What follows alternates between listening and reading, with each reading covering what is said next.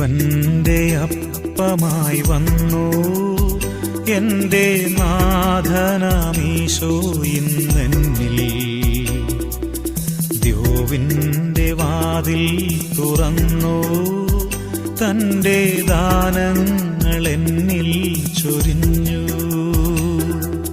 ജീവന്റെ അപ്പമായി വന്നു എന്റെ നാഥനാമീശോ ഇന്നെന്നിൽ.